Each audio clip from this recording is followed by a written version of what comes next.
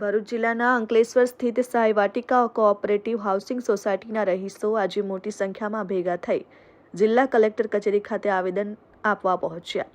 રહીશોએ સોસાયટીમાં ચાલતા ગેરકાયદેસર વહીવટ, પાણી પુરવઠો બંધ કરવાનો મુદ્દો તેમજ રહેવાસીઓને માનસિક હેરાનગતિ અંગે તાત્કાલિક કાર્યવાહી કરવાની માંગ ઉઠાવી છે। રજૂઆત મુજબ સ્થાનિકોએ આક્ષેપ કર્યા કે સોસાયટીમાં એક વ્યક્તિ ગેરરીતે ચેરમેન તરીકે કામ કરી રહ્યો છે। આ સોસાયટીના નિયમો તથા કાયદાકીય પ્રક્રિયાનો ભંગ કરીને મનમાની કરીને સંચાલન કરી રહ્યો છે। આ ઉપરાંત કેટલાક છેલ્લા દિવસોથી રહીશોના પાણી પુરવઠા પર પણ અસર પડી છે, જેના કારણે અનેક પરિવારો મુશ્કેલીમાં મુકાયા છે। રહીશોએ આક્ષેપ કર્યો છે કે થોડા લોકોને છોડીને બાકીના રહીશોને મૂળભૂત સુવિધાથી વંચિત રાખવામાં આવ્યા છે, જે માનવ અધિકારોના ઉલ્લંઘન સમાન છે।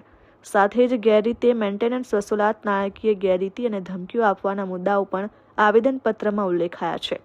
આ સમગ્ર મામલે રહીશોએ જિલ્લા પ્રશાસનને વિનંતી કરી કે તાત્કાલિક તપાસ હાથ ધરી ગેરરીતે સત્તા કબજે કરનાર વ્યક્તિને હટાવવામાં આવે, પાણી પુરવઠો પુનઃ શરૂ કરવામાં આવે અને સોસાયટીના નાણાકીય હિસાબોની ઓડિટ કરવામાં આવે, તેમજ ગેરકાયદેસર પ્રવૃત્તિઓમાં સંકળાયેલા લોકો સામે કાયદેસરની કાર્યવાહી કરવાની પણ માંગણી કરવામાં આવી છે। રહીશોએ ચેતવણી આપી છે કે જો તાત્કાલિક યોગ્ય પગલાં લેવામાં નહીં આવે तो तेवो વધુ उग्र आंदोलन मार्ग अपनावशे। मैं दादाभाऊ पाटिल साई वाटिका सोसाइटी का रहवासी हूँ। पिछले 3 सालों से मैं सोसाइटी में रह रहा हूँ।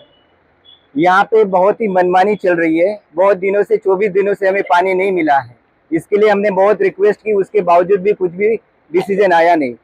हमने यहाँ पे जिला न्यायालय, रजिस्टर ऑफिस, पुलिस स्टेशन सारी जगह जाने के बाद भी वहाँ से कोई रिप्लाई नहीं आ रहा है। आखिर हम यहाँ पे जिला कलेक्टर के पास आए हैं, कोई जस्टिस मिले इसके लिए।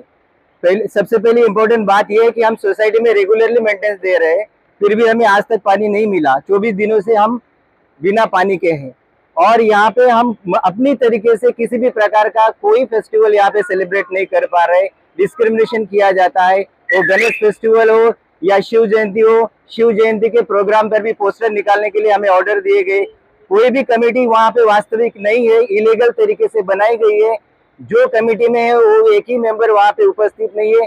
दूसरे लोगों ने जबरदस्ती उसको हैंडओवर करके लोगों का एक फाइनेंशियल एक्सप्लॉयटेशन शुरू कर दिया है। जब हम उनके क्वेश्चन करने जाते हैं तो इस प्रकार के आंसर आते हैं, आपसे जो होगा वो कर लो, जो उखाड़ना है उखाड़ लो, आपको हिसाब नहीं मिलेगा। इस प्रकार से आंसर मिले हैं। तो हम प्रशासन से ये डिमांड करना चाहते हैं। आज सुबह से यहाँ पे हम छोटे छोटे बच्चे, औरतें और लोगों को लेकर आए हैं कि हमें कोई न्याय मिले। अभी तक हमें किसी भी प्रकार का न्याय मिला नहीं है। हमने निवेदन दिया है, फिर भी अभी तक कोई जस्टिस नहीं है। Sachin Patel, RN news, Bharuch.